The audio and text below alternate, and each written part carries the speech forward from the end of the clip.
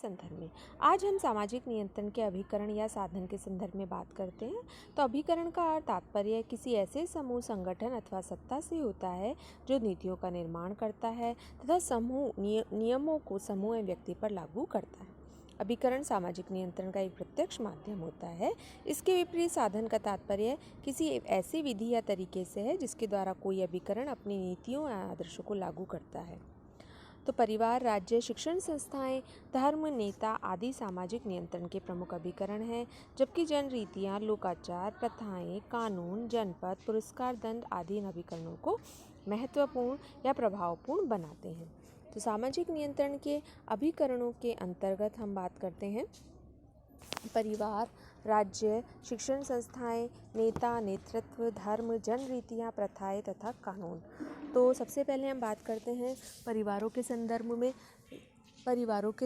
में परिवार सामाजिक नियंत्रण का सबसे महत्वपूर्ण साधन होता है। परिवार आरंभिक जीवन से ही बच्चे को जन रीतियों, प्रथाओं, लोकाचारों, संस्कृति, व्यवहार के नियमों की शिक्षा देता है। समाज में व्यवहार करने के समाज सम्मत तरीकों को व्यक्ति परिवार में रहकर ही सीखता है।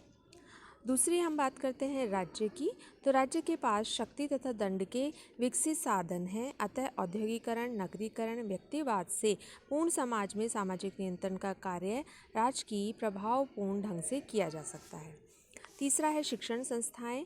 शिक्षण संस्थाएं व्यक्ति के व्यक्तित्व के आंतरिक तथा बाह्य पक्ष को प्रभावित करती है। वे उसे अनुशासन में रहना सिखाती है। इनसे प्राप्त ज्ञान व्यक्ति के आंतरिक पक्ष को भी प्रभावित करता है।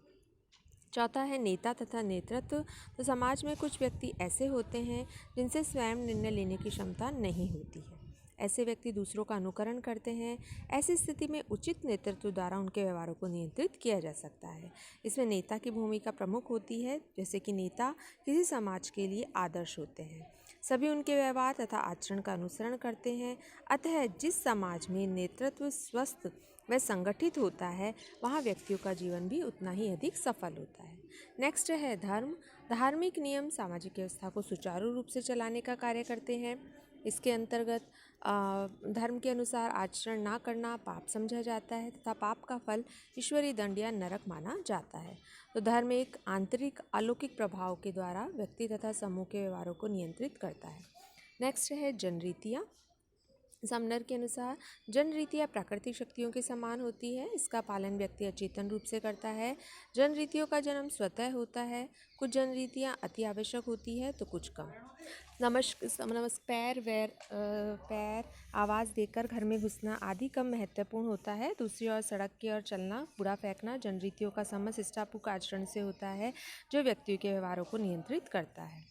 फिर होता है प्रथाएं। प्रथा के अंतर्गत वे सभी आदर्श नियम आते हैं जिनके अनुसार व्यक्ति एक लंबे समय तक कार्य करता है। प्रथाएं अर्थपूर्ण, अव्यक्तित होती है तथा प्रथा के अंदर सभी व्यवहार आते हैं। फिर हम कानून की बात करते हैं, जनमत की बात करते हैं तथा पुरस्कार एवं दंड, ये सभी समाज में नियंत्रण करने के लिए आवश्यक होते हैं। धन्यवाद।